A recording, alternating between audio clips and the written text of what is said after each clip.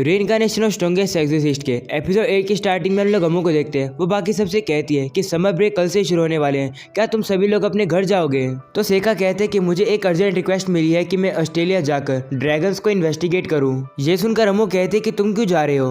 तो सेका कहते हैं कि ये रिक्वेस्ट मेरे फादर को मिली थी, लेकिन वो थोड़े बिजी हैं, इसलिए उनकी जगह मैं जा रहा हूँ। वहीं ईफा कहते हैं कि सेका के इतने अच्छे नंबर आते हैं। ये देखकर सेका के फादर सेका को इस रिक्वेस्ट के लिए फिट मानते हैं। ये सुनकर अम्मू कहती है कि ये तो काफी इंटरेस्टिंग है, क्या मैं भी चल सकती हूँ। तो सेका उसे कहते हैं नहीं, तुम्हारे पेरेंट्स तुम्हारे घर पर वेट कर रहे हैं। ये सुनकर अम्मू थोड़ी दुखी हो जाती है। वहीं मेबेल कहने लगती है मैं जा सकती हूँ क्या, मेरे पास कोई भी प्लान नहीं है। तो सेका उसे कहते हैं नहीं, तुम्हारे पास प्लान है, तुम्हें पढ़ाई करनी है और तुम्हारे पेरेंट्स भी तुम्हारा वेट कर रहे हैं। ये सुनकर मेबेल कहती है हाँ वो तो है। और अब सेका ईफा से कहते हैं क्या तुम्हें चलना है। तो ईफा कहते हैं हाँ मैं तुम्हारे साथ चलूंगी। तभी हम लोग देखते हैं एक लड़का एक एल्फ के साथ आता है। वो कहते हैं कि ये जगह काफी पुरानी है, हम लोग इसे रिबिल्ड कर देते हैं। वह इन्हें देखकर मुँह कहते हैं कि इन्हें क्या चाहिए। तभी वो लोग सेका के पास आकर कहते हैं तो तुम हो सेका। और अब वो अपना इंट्रोडक्शन देता है। वो कहता है कि मैं हूँ ऑस्ट्रेलिया का पहला प्रिंस सेसिलियो। तो सेका खड़ा होकर उससे कहते हैं कि आपको यहाँ पर आने की क्या जरूरत थी, मुझे ही बुला लेते हैं। तो सेसिलियो कहते हैं कि मैं थोड़ा इस एकेडमी को देखना चाहता था। तभी उसकी नजर ईफा के ऊपर जाती है। वो उसे कहते हैं तुम्हारा नाम क्या है। तो ईफा उसे अपना नाम बताती है ईफा। ये सुनकर वो ईफा के हाथ को पकड़ लेता है और कहते हैं कि तुम्हारी वजह से मेरे यहाँ पर पढ़ने का मन कर रहा है, तुम कितनी ब्यूटीफुल हो, मेरी वाइफ बन के मेरे हेरम को ज्वाइन करो। ये सुनकर वहाँ पर खड़े सारे लोग हैरान हो जाते हैं। वहीं ईफा उसे मना कर देती है। वो कहती है माफ करना, मैं सेका की स्लेव हूँ। ये सुनकर सेसिलियो सेका से कहते हैं अगर ऐसी बात है तो मैं ईफा को हाई प्राइस पर खरीद रहा हूँ। ये सुनकर सेका कंफ्यूज होता है। वो कहता है लेकिन इतने में ही वो एल्फ सेसिलियो से कहती है कि हमें कहीं और चलकर बात करनी चाहिए। जिसके बाद हम लोग देखते हैं वो लोग एक ऑफिस में बैठे होते हैं। सेसिलियो सेका से कहते हैं तुम्हारे फादर ने तुम्हें सब कुछ बता दिया होगा ना। तो सेका कहते हैं हाँ, क्या तुम मुझे थोड़ा और स्पेसिफिकली बता सकते हो। पर सेसिलियो ऑस्ट्रेलिया के ड्रैगन्स के बारे में बताने लगता है। वो बताता है कि वहाँ पर काफी समय से ड्रैगन हमारे साथ ही रहते आ रहे हैं। उन्होंने हमारे अपोनेंट के खिलाफ भी लड़ाई करी थी, लेकिन पिछले साल से वो कुछ अजीब बिहेव कर रहे हैं। उन्होंने फसलों के ऊपर और जानवरों के ऊपर हमला कर दिया। डैमेज कुछ ज्यादा नहीं हुआ, लेकिन हर रोज उनका कोई शिकार बनता है। ये सुनकर सेका उससे पूछते है कि वो ड्रैगन्स तुम्हारे साथ रहते क्यों हैं। तो सेसिलियो कहते हैं कि मुझे भी नहीं पता, अगर कहानियों की बात माने तो ऑस्ट्रेलियन रॉयल फैमिली ने उस ड्रैगन को अंडे में से हैच करवाया था। वो सेका से कहते हैं कि ये तो सिर्फ एक कहानी है, मैं चाहता हूँ कि तुम इस बारे में भी इन्वेस्टिगेट करो। तो सेका भी मान जाता है।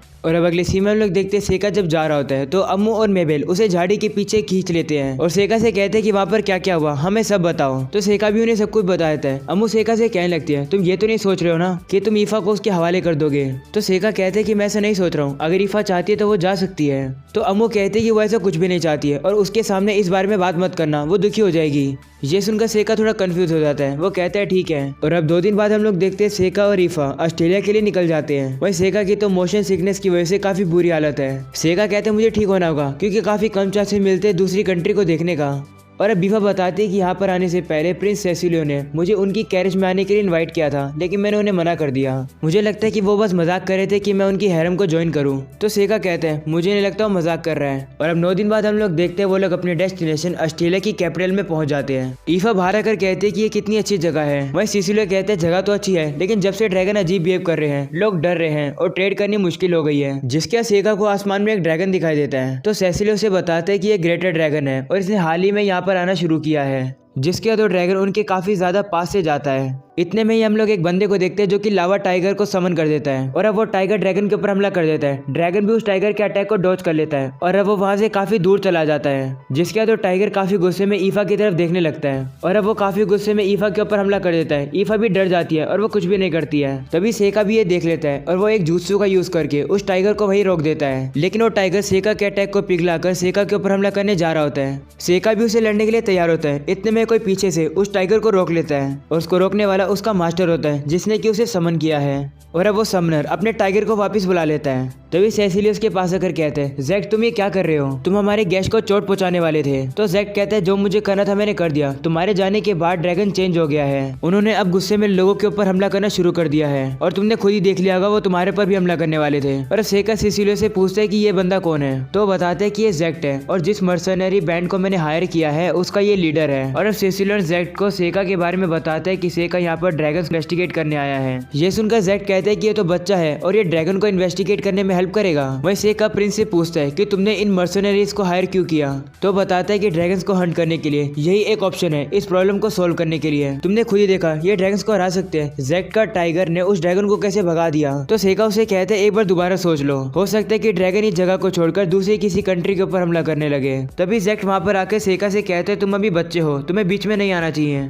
तो सेका उसे कहते हैं कि तुम्हारा टाइगर सेफ नहीं था, अगर मैं उसे नहीं रोकता तो पता नहीं क्या हो जाता, इसलिए मैं चाहता हूँ कि तुम आगे से अपने कीमती बीस्ट को मेरे सामने समन मत करना, नहीं तो मैं उन्हें तबाह कर दूंगा। ये सुनकर जेड को काफी गुस्सा आता है और अब उन लोगों की लड़ाई आगे बढ़े सिसिलो उन्हें बीच में रुका लेता है। सिसिलो की बात सुनकर जेड अपने बाकी ग्रुप मेंबर के पास चला जाता है। वहीं सेका सिसिलो से माफी मांगता है। वो कहते हैं मुझे बस गुस्सा आ गया था क्योंकि मेरी सर्वेंट के ऊपर हमला होने वाला था। और अब सेका उसे पूछते कि क्या तुमने ड्रैगन हंटिंग के लिए क्वीन और बाकी सभी लोग से परमिशन ली है।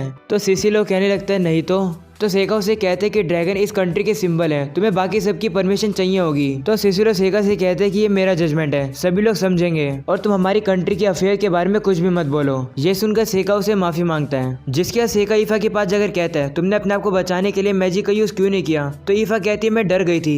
जिस पर सेका उसे कहते हैं कि ऐसे काम नहीं चलेगा, मैं हमेशा तुम्हारे साथ नहीं होऊंगा, तुम्हें अपनी इस गलती को सुधारना होगा। ये सुनकर ईफा रोने लगती है। वो कहती है माफ कर दो। तभी सिसिलो सेका से कहते हैं कि तुम्हें इसे ज्यादा डांटने की जरूरत नहीं है। तो सेका उसे कहता है आप मत बोलो, ये मेरा और ईफा के बीच का मामला है। और सेका ईफा से कहते हैं मैजिक का यूज करना अपने आप को प्रोटेक्ट करने के लिए, अगर तुम नहीं कर सकती हो तो भाग जाओ या फिर किसी की हेल्प मांगो, कुछ भी करो, तुम्हें एक्शन लेना होगा। जिसका सेका वहां से जाने लगता है। वो कहते हैं मुझे बुरा तो लग रहा है लेकिन ईफा से ये सब कहना जरूरी था। जब भी किसी को डर लगता है उसे एक स्ट्रॉन्ग पुश की जरूरत है, नहीं तो वो फ्रीज हो जाता है। सेका कहते हैं कि मुझे भी एक बार डर लगा था जब मेरे एक दोस्त को एक डीमन ने खा लिया था और फिर मैंने उस डीमन को सील कर दिया था और आज भी मैं उसे यूज करता हूँ। मैं नहीं चाहता कि ईफा इन सभी के थ्रू जाए।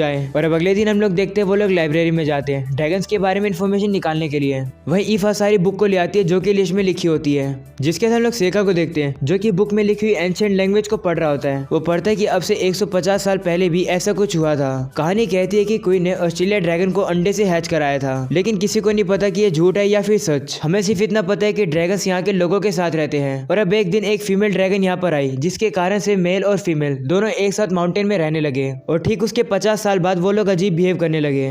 वो एनिमल के ऊपर हमला करते थे और ह्यूमंस के खिलाफ काफी अग्रेसिव थे।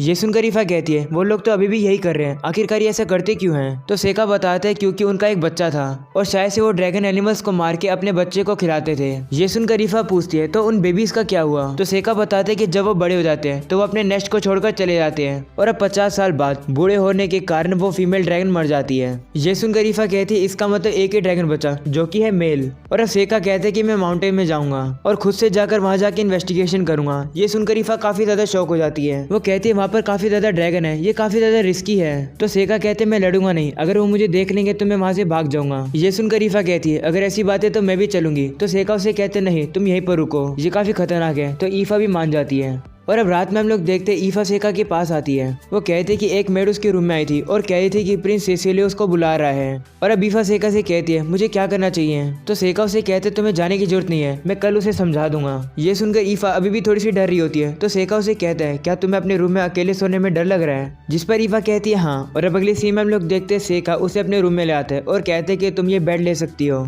तो ईफा कहते हैं नहीं मैं ये बेड नहीं ले सकती हूँ, ये 2 लोगों के लिए है। तो सेका कहते हैं अगर ऐसी बात है तो दोनों यहीं सोते हैं। और अब अगले सीन में लोग देखते हैं वो साथ ही सो रहे होते हैं। ईफा काफी ज्यादा नर्वस होती है। वहीं सेका उसे पूछते कि क्या तुम प्रिंस सिसिलियो की हैरम को ज्वाइन करोगी। तो ईफा कहते नहीं तो, लेकिन तुम ये क्यों पूछ रहे हो। तो सेका उसे कहते कि तुम्हें मेरी चिंता करने की जरूरत नहीं है, तुम उसके पास जा सकती हो। ये सुनकर ईफा दुखी हो जाती है। वो कहती कि क्या मैं तुम्हारे लिए इतनी यूजलेस हूँ। ईफा रोते हुए कहने लगते कि मैं प्रॉमिस करती हूँ कि मैं अपना बेस्ट दूंगी आगे से। तो सेका उसे कहते कि तुम गलत समझ रही हो, मैं तुमसे छुटकारा नहीं पा रहा हूँ, बल्कि ये तो तुम्हारे लिए एक अच्छी अपॉर्चुनिटी है कि तुम एक रॉयल हैरम को ज्वाइन कर पाओगी। तो ईफा कहती क्या तुम्हें कोई दिक्कत नहीं है अगर मैं एक हैरम ज्वाइन करूंगी। तो सेका कहते कि मैं थोड़ा अकेला फील करूंगा, लेकिन हम दोनों को एक ना एक दिन खुद के पाथ पर तो जाना ही है। ये सुनकर ईफा कहती है मैं अभी सॉरी हूँ, मैं बाद में सोचूंगी इसके बारे में।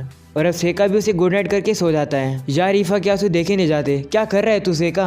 और अब अगली सुबह सेका देखता है कि ईफा वहाँ पर नहीं होती है। तभी यूकी सेका से कहती कि तुमने ईफा को काफी दुखी कर दिया। तो सेका कहते कैसे। जिस पर यूकी कहती कि मैंने तुमसे पहले ही कहा था वो तुमसे प्यार करती है। तो सेका कहता है ऐसा कुछ भी नहीं है, हम लोग सिर्फ बचपन के दोस्त हैं। और अब अगले सीन में सेका सिसिलोन से जाकर पूछते कि तुमने ईफा को रात में क्यों बुलाया था। तो वो कहते कि मैं तो बस उसे थोड़ी बात करना चाहता था लेकिन वो आई नहीं। तो सेका उससे पूछते कि ईफा के बारे में तुम्हें क्या पसंद है जिस वजह से तुम उसे अपनी हैरम में ला रहे हो। तो सिसिलोन कहते कि वो काफी खूबसूरत है, इंटेलिजेंट भी है। मुझे पता है कि तुम दोनों के बीच में काफी क्लोज रिलेशनशिप है लेकिन उससे मुझे कोई फर्क नहीं पड़ता।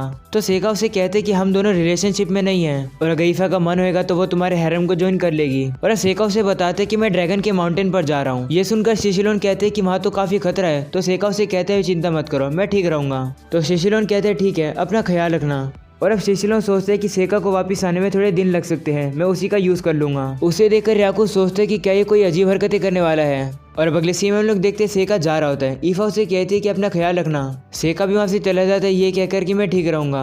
और अब अगले सीन में हम लोग देखते हैं ईफा जा रही होती है। तभी वहाँ पर वही एल्फ आती है। वो ईफा से कहती है कि मैं तुमसे अकेले में बात करना चाहती हूँ। और अब वो उसे टेस्ट पर ले आती है। वो बताती है कि इस जगह पर काफी ज्यादा माना मिलता है जिसे ड्रैगन इतने सालों से प्रोटेक्ट कर रहे हैं। और अब वो एल्फ ईफा से कहती है तुम्हारे अराउंड काफी ज्यादा स्पिरिट है, तुम्हें छुपाने की जरूरत नहीं है। मैं तुम्हें पहली नजर में देखते बता दिया था कि तुम एल्फ के डिसेंडेंट हो। ये सुनकर ईफा शौक होकर कहती है मैं। और अब वो एल्फ कहती है ये सब फेरिस ने पहले से ही डिटरमाइन कर लिया था, इसलिए हमारी हैरम को ज्वाइन करो। तो ईफा उसके ऑफर को मना कर रही होती है। तभी वो एल्फ कहती है कि क्या तुम जिंदगी भर उस लड़के की स्लेव बनी रहोगी? तुमने अब तक तो रियलाइज कर लिया होगा ना कि वो लड़का एक मॉन्स्टर है। और यहीं पर हो जाता है ये एपिसोड खत्म। पसंद है तो लाइक करना, चैनल को भी सब्सक्राइब कर देना। मिलते हैं इसके नेक्स्ट एपिसोड में, तब तक के लिए पीस आउट।